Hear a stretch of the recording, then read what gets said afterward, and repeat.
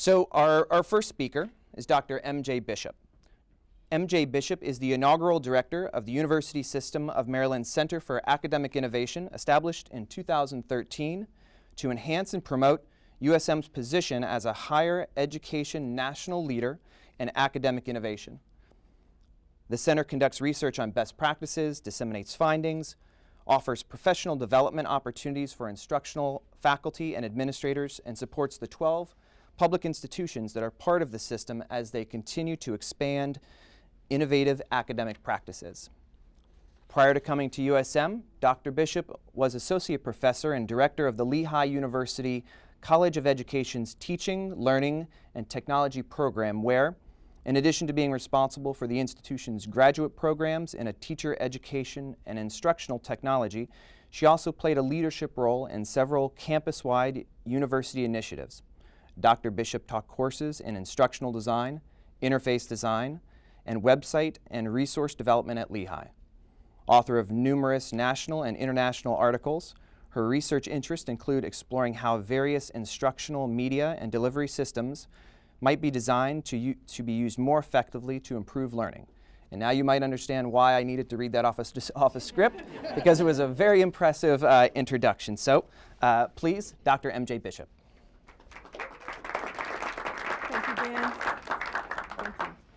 Thank you for that great introduction, Dan, and thank you all for having me here today. I'm really honored to be here. I've been admiring the work that Montgomery College has been doing, the Innovation Works program. I love the catchphrase, think and do tank. I wish I'd thought of that. I think it's perfect. The work that we're doing in partnership with Montgomery College through the ACES program at the Universities of Shady Grove, all tremendous innovative kinds of work that you all are engaged in at this institution that frankly is helping to serve as a model for the ways in which we ought to be adapting higher education in order to address our students' needs and our changing student population. As Dan mentioned, I've been in this role for about 1.5 years now, so I've only recently crossed over to the dark side of administration. Having come from a small private institution, not just to public, but to uber public has been quite a transition for me. But one of the perks I've realized about being in administration now, for those of you who are on the faculty, is that I can take vacation whenever I want. And as it turned out, even during the regular semester, so as it turned out, last year I had an opportunity to go to Edinburgh to visit a cousin of mine, Edinburgh, Scotland. And one of the things that strikes me all the time when I go to other English-speaking countries is their use of the English language and how it differs from ours, and how sometimes that creates a little disconnect when you think about it. So for example, this happened to be on the way down to one of the restrooms in one of the many pubs that we visited while I was in Edinburgh. And when I got there, I discovered this sign. Which I'm not quite sure if that was an accommodation or if they were trying to tell me that the toilet wasn't actually working. The Scots are incredibly candid in the way in which they use language, particularly in their signage, and other times somewhat discreet about the way in which they're trying to communicate. But one thing that really struck me, and this was one of the, I was walking up one of the many hills that you walk up in Edinburgh as you're navigating around town, my head down, my arms pumping, probably gasping for air, and I happened to look up and see this sign. I'm not quite sure what they were telling me exactly, probably that there were going to be lane changes or something up ahead, but at that time, maybe it was the job change, suddenly it felt a little bit like a metaphor to me of where higher education is these days right now. That in fact, at least in my experience at a private institution as a faculty member, we pretty much had our heads down, weren't thinking much about what was happening to our students, what our completion rates looked like, what happened to them on graduation, how accessible our programs were to a variety of students.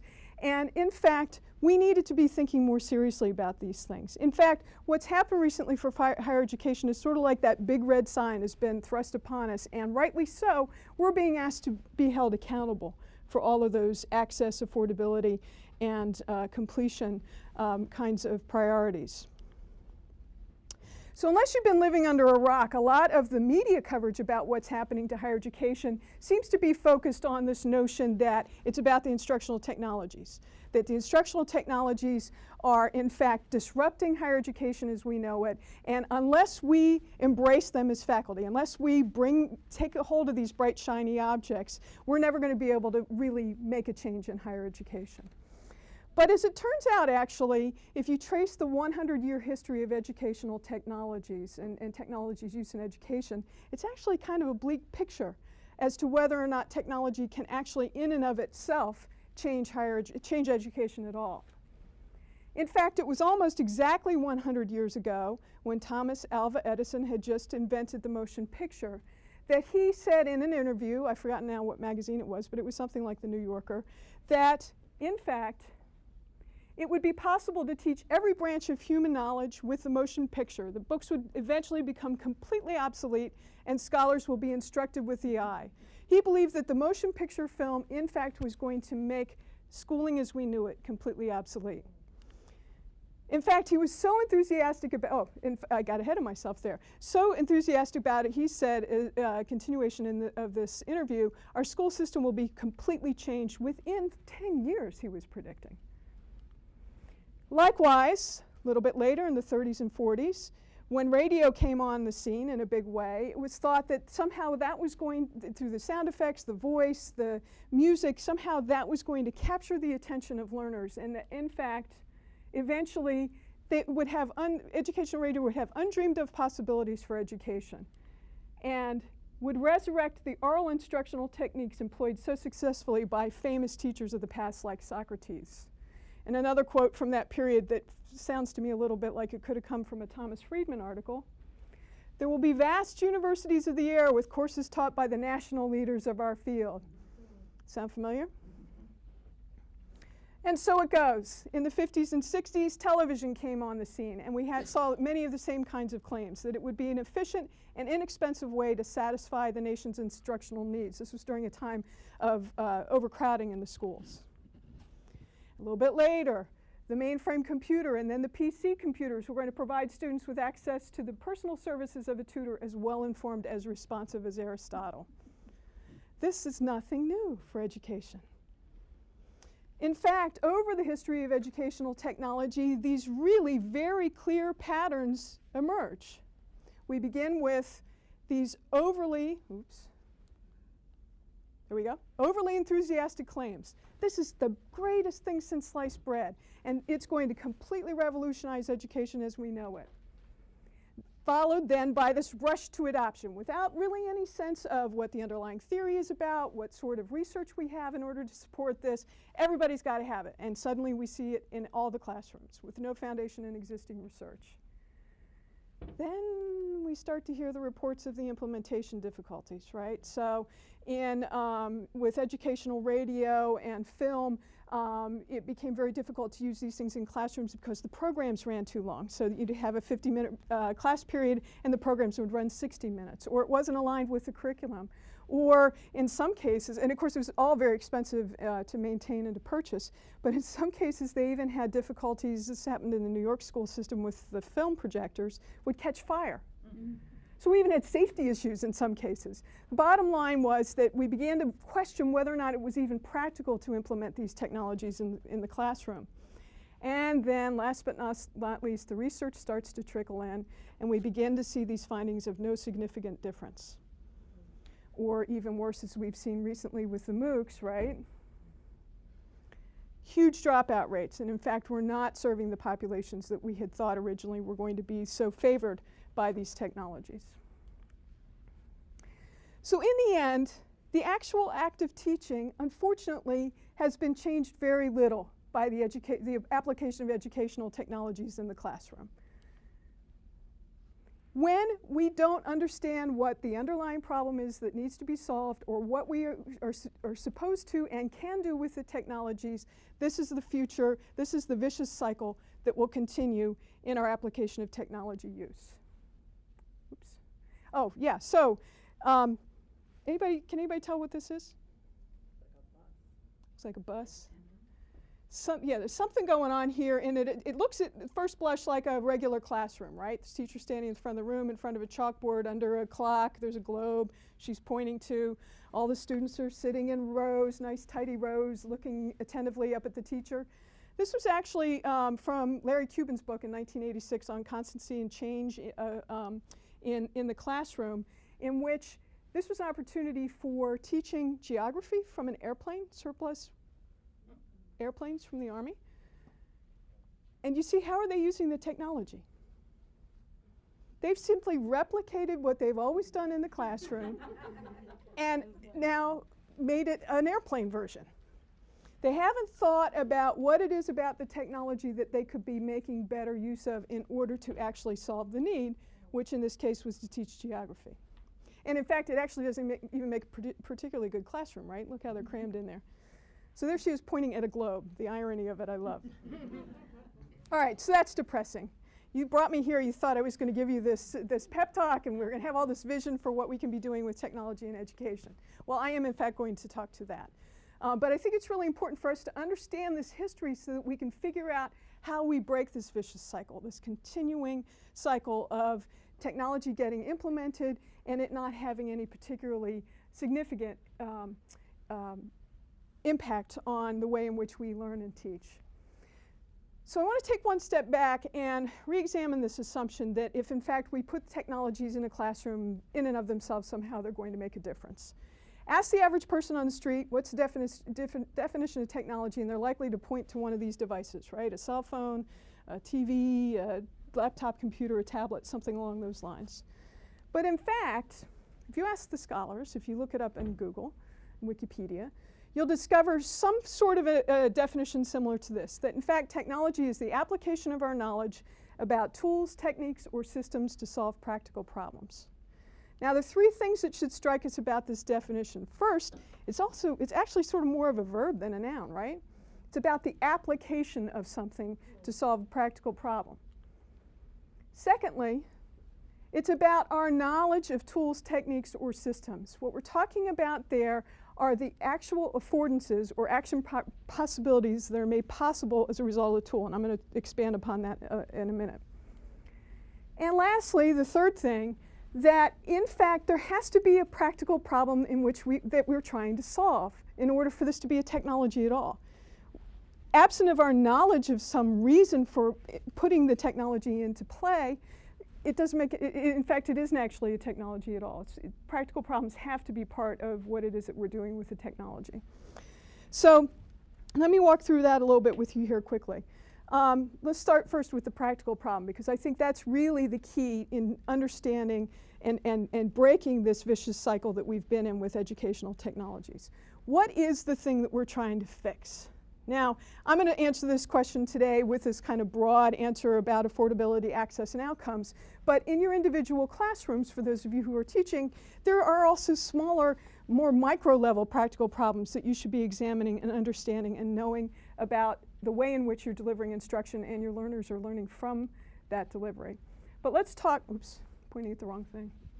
Let's talk first about this kind of global look at these practical problems. This is sometimes called the iron triangle. You're probably somewhat familiar with it, in which we have issues of affordability. So we know tuition continues to rise. We're all of us facing in the state of Maryland and other places budget cuts.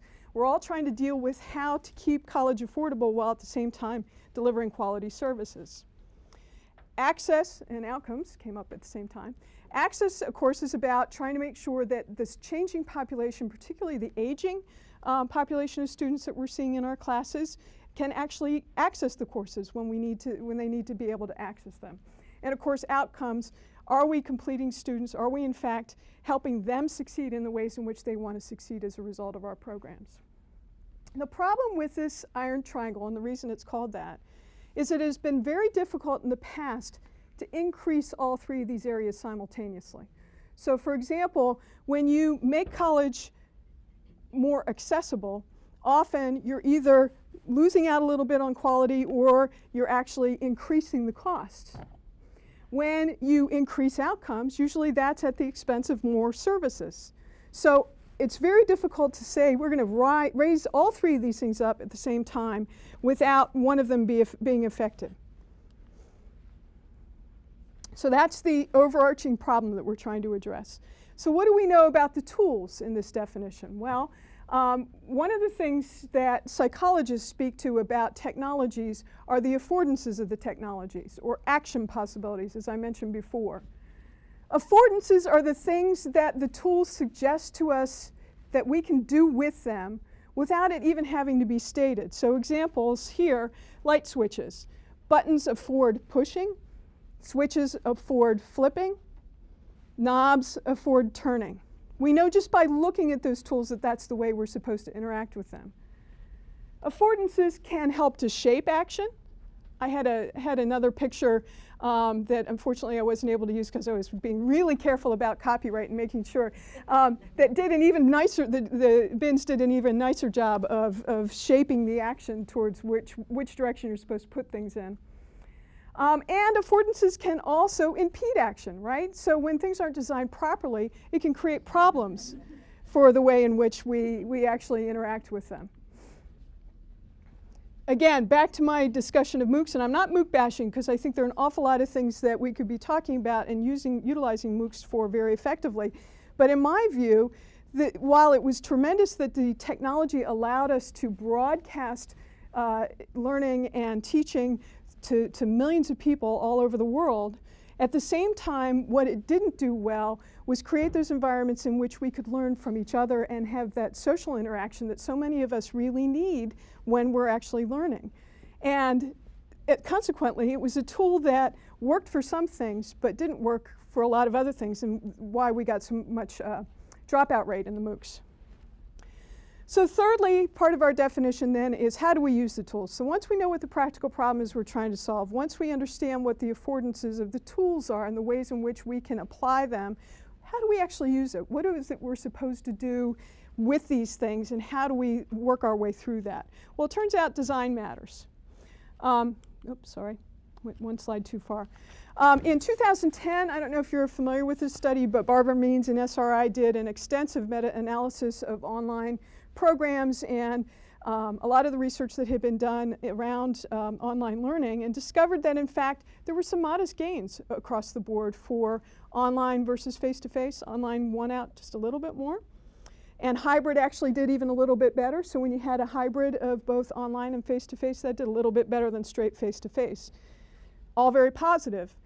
But the authors went on to say that they didn't believe it was actually the delivery mechanism itself that made the difference, but rather the fact that these courses had been redesigned, that they had to go back through and think very carefully, not just about we're going to use this technology and we're going to put our stuff online, but also about the entire design of the course as a result of having to put the course online or portions of the course online. So it's really important that we think hard about design when we're thinking about how we're going to address this iron triangle problem. So design is not just what it looks like, design is about how it works. And it's not just about aesthetics, it's about thinking carefully through what is it we want to accomplish and how are we going to get there.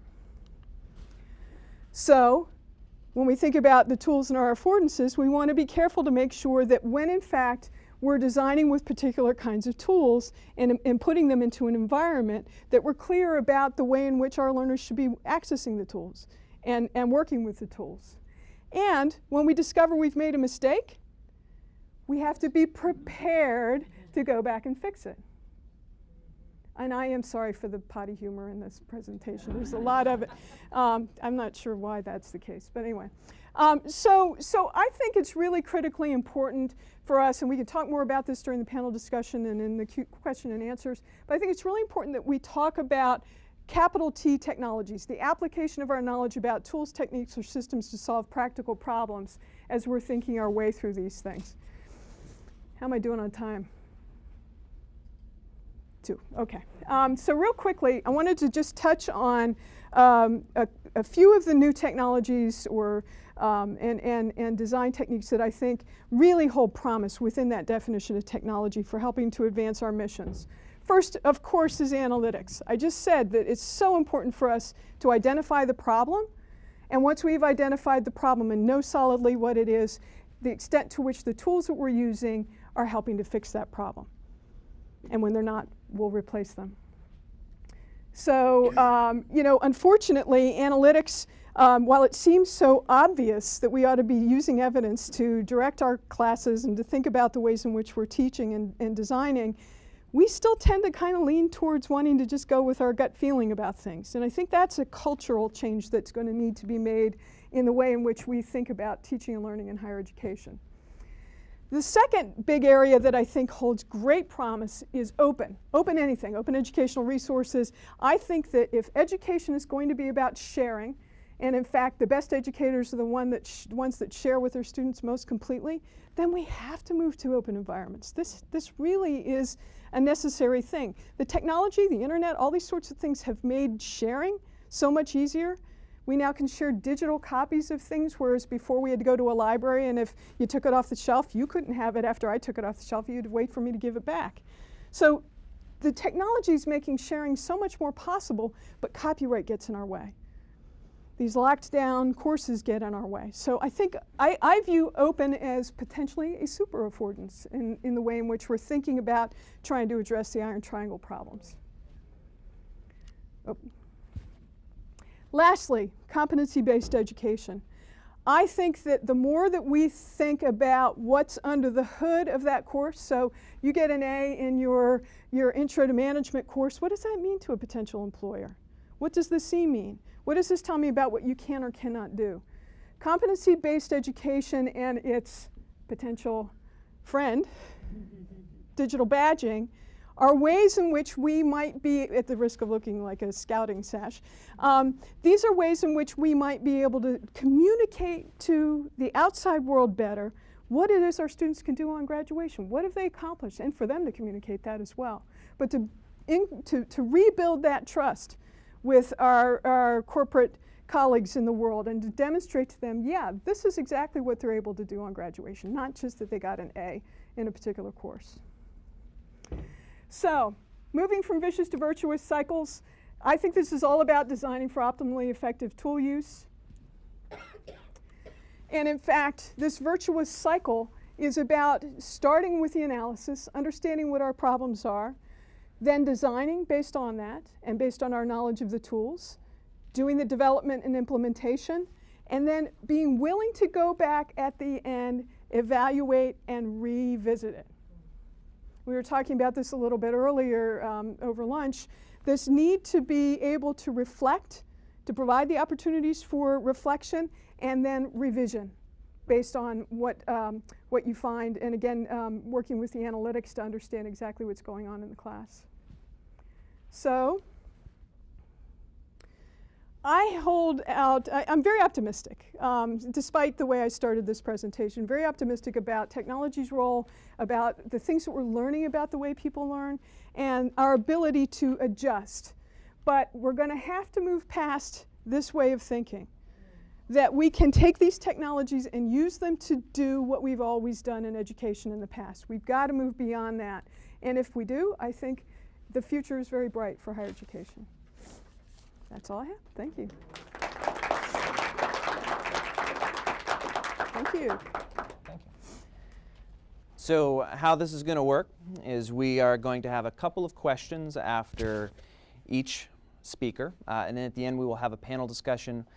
Remember that you can tweet in your questions, hashtag PIFMC, and for those of you here in the audience, I will call on you, do make sure to wait until the mic gets to you so the folks in the live stream can hear you, and we'll take a couple questions now. I'm going to snag the first one, actually, because as you were speaking, it struck me that you referred to the tagline for this place, the think and do tank. What's the balance between that? What's the balance between overthinking or overanalyzing some of these new techniques, new technologies, versus just getting in and learning from getting our hands dirty? What are some things we need to balance that? That's a good question, and I think it's a really important one for us to keep in mind. It was Carol Twigg, I believe, that not too long ago said it's really important for us not to get so bogged down in the research that we're not willing to go out and try new things. And I'm not sure I have the answer exactly, but I think that at least in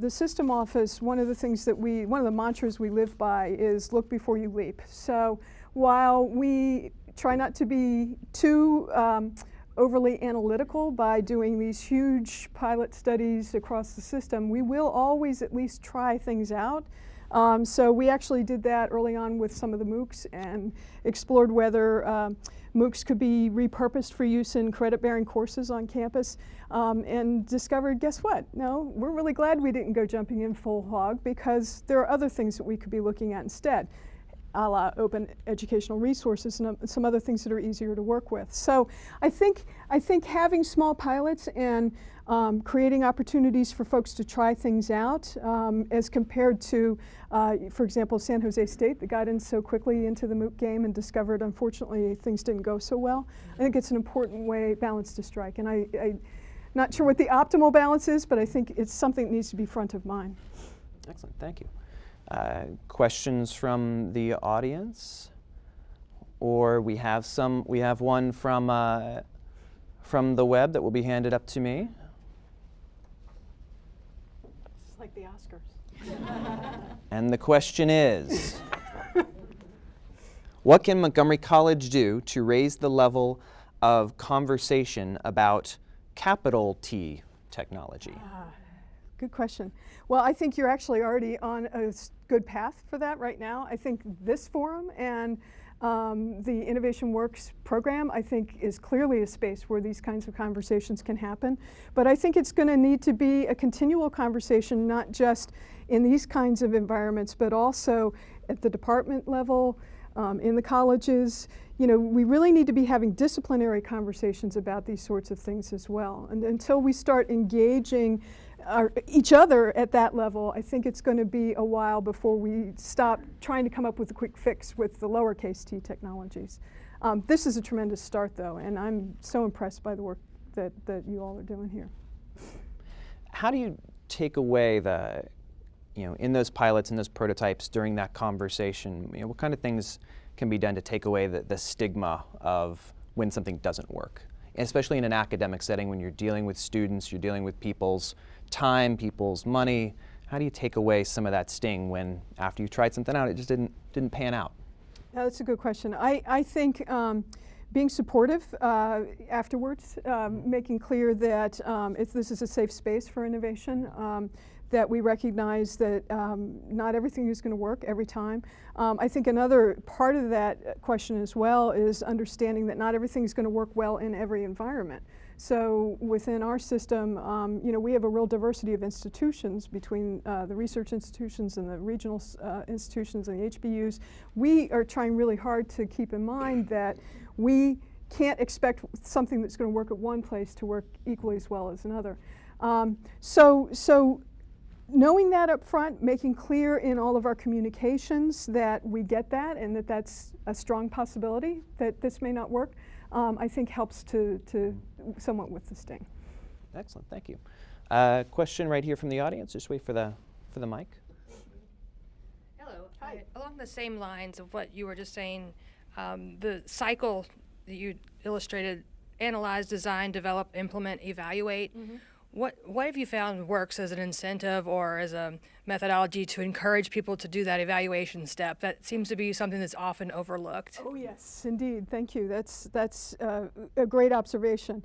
I think creating the time for that and the space for that kind of reflection is really important. I wonder too about whether our learning management platforms might be able to provide space for that. Part of a conversation I was having recently, because I haven't worked with Desire to Learn. My last experience with a learning management platform was Blackboard.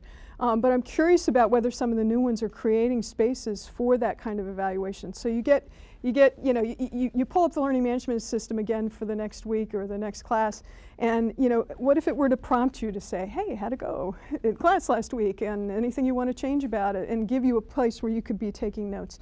Of course, doing that yourself and creating your own kinds of systems for that, I think, would be useful as well. But I would love to see learning management systems do a better job of prompting faculty along the way and instructors.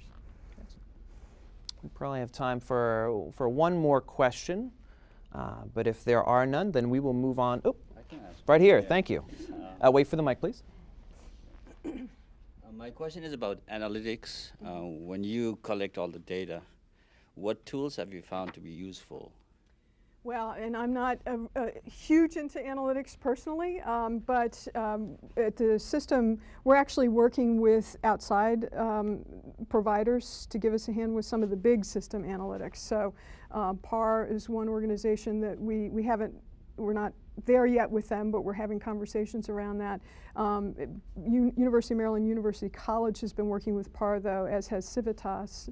They've been working with Civitas as well. So, but you know, we don't have to be talking about these big, huge, large-scale analytics implementations necessarily. University of Maryland, Baltimore County, UMBC, uses their Blackboard analytics quite extensively to understand how learners are doing with their courses, and they've actually also created a student-facing version of that. So students are able to see that, okay, here's the breakout of how people did in the course, letter grades or on an exam, and then they can also see how those same students interacted with the LMS. So how much time did they spend in a particular video, how many times did they come into the LMS, just to help start giving them some sense, metacognitive sense of what exactly it takes in order to succeed in the class. So I don't have the big answer for you. I'm sure you were thinking about dashboards and some of those other sorts of tools, but those are some of the things we're playing with at the system.